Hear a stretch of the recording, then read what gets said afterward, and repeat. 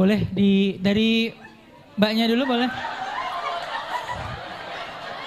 Kamu kenapa? Lucu banget.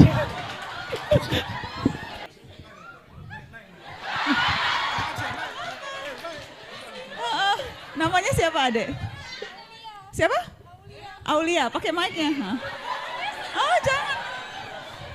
Kenapa jangan nangis? Oh. Kenapa? Terharu deh. Ada tisu nggak? Mau tisu dong?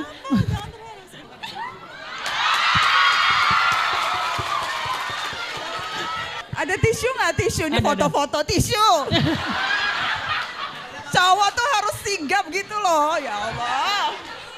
Bagaimana cara untuk menentukan pemimpin yang baik dan benar? Padahal kita tahu kalau waktunya deket-deket pemilu akhir pasti banyak yang cari muka atau gimana. Oke. Nggak apa-apa, nggak usah bisik-bisik, nggak apa-apa, Cari nggak muka, apa-apa. bener. Makasih Aulia. Thank you Aulia. Sini kamu selfie dulu yuk, kita selfie. Tadi Aulia mana? Cara memilih pemimpin yang baik. Yang pertama fokusnya pada diri kita. Jangan fokus pada yang dipilih. Jadi cari tahu apa yang penting buat kita. Yang penting buat Aulia apa? Pendidikan murah, terjangkau, wifi gratis, infrastruktur, iya kan? Transportasi umum baik, jadi nggak perlu keluar duit buat beli bensin atau buat nyicil motor misalnya, iya kan? Tentukan prioritas apa yang paling penting menurut kamu dulu. Dan setelah itu cross check dengan apa yang ditawarkan oleh mereka yang sedang berusaha membujuk kamu. Jadi dimulainya dari apa, what's in it for me gitu. Paradigmanya diubah dulu, baru setelah itu melihat mana nih yang tawarannya paling cocok dengan apa yang gue butuhkan. Kemudian cross check itu dengan rekam jejak perjalanannya. Oke, lu menjanjikan A, B, C. Bisakah itu dipenuhi melihat rekam jejak selama ini? Apakah sudah cukup meyakinkan apa yang kamu lakukan untuk negara sehingga kamu pede bisa memenuhi kebutuhanku? Cek rekam jejaknya. Terus cek juga apakah kamu nyaman dengan cara dia menjual diri? Karena cara pemimpin berusaha meyakinkan kita untuk memilih dirinya, itu juga akan menentukan atau paling tidak memberikan gambaran bagaimana nanti dia akan memimpin ketika berkuasa. Tapi sekali lagi yang utama adalah perspektifnya kita.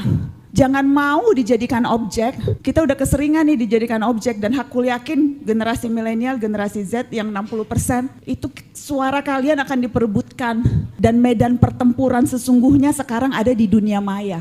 Karena hidup kita sekarang sebagian besar di sana. Kampanye digital dan sangat mudah untuk menampilkan sesuatu yang tidak real di dunia digital kan. Belum lagi teknologi, kemarin tuh kalau teman-teman follow narasi, kita kasih contoh tuh deepfake. Sekarang tuh hoaxnya bukan cuma ngedit-ngedit gambar, video pun bisa hoax loh. Tinggal ditempelin muka, tinggal dengan AI gampang banget menciptakan sesuatu yang tidak ada menjadi ada, sesuatu kebohongan, virus dusta memenuhi udara hari-hari ini. Karenanya kemampuan kita untuk bisa memilih dan memilah informasi, mana yang sampah nih bau-bau jauhin, mana yang sampah dan mana yang benar. Kemampuan kita untuk bisa melihat nih, memilih dan memilah itu menjadi super penting. Kemampuan berpikir kritis. Dan itu yang harus diusahakan terus-menerus. Karena otak manusia itu cenderung mudah lebih percaya sesuatu yang kita sukai. Sangat mudah buat otak kita untuk percaya begitu aja. Refleks tuh kemampuan manusia otaknya tuh. Sementara kemampuan untuk kritis dan mempertanyakan itu harus diusahakan. Jadi kalau kita nggak sadar itu, kita dengan serta-merta akan percaya aja bumi itu datar. Misalnya. Atau dengan serta-merta percaya banyak hoax-hoax gitu. Kalau nggak diusahakan dan nggak dilatih otaknya untuk terus kritis. Dan aku juga selalu bilang ini, hati-hati dengan algoritma media sosial yang membuat kita berada dalam echo chamber. Kita hanya akan disuguhkan informasi yang kita sukai. Kan kita kalau nge-like satu status atau nge-like satu gambar Instagram, terus perhatiin deh semuanya yang keluar yang kita sukain doang kan. Akhirnya yang kita tahu cuma dari satu sisi, kita nggak pernah tahu apa yang ditawarkan dengan sisi yang lain gitu. Dan itu harus usaha tuh untuk keluar dari echo chamber itu.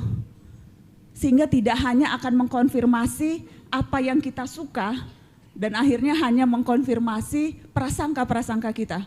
Kalau informasinya bukan dari orang yang kita suka atau informasinya kayaknya kita udah gak percaya, gak mau didengerin. Padahal itulah faktanya.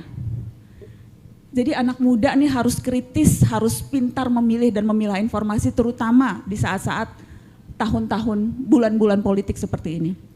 Tapi kembali ke tadi bagaimana memilih pemimpin, mereka yang butuh kita cek apa yang bisa mereka tawarkan. Nggak suka cari yang lain. Terutama di anggota DPR dan DPRD. Karena sekali lagi teman-teman, di tingkat lokal tuh yang penting. Kenali siapa yang ditawarkan, cek rekam jejaknya, apa yang udah dia lakukan. Karena untuk mewakili kita butuh kemampuan, butuh skill. Aku selalu bilang, aku selalu kenceng kritis ke anggota-anggota DPR karena aku merasa tugas mereka maha penting. Justru karena aku menghormati mereka, aku kritis.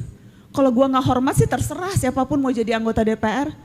Tapi secara anggota DPR mewakili 275 juta rakyat Indonesia, cuma 570 yang dipilih. Mereka mengatur semua hal loh.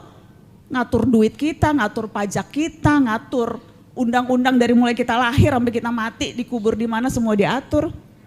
Jadi harus pastikan orang-orang yang kita pilih itu memang betul-betul orang yang berkualitas. Jadi cek, recheck. Kita mau milih filter Instagram aja bela-belain tuh sampai setengah jam, kagak posting-posting kadang-kadang. Captionnya apa, musiknya apa, filternya apa. 30 menit kita habiskan mau tuh untuk posting satu Instastory.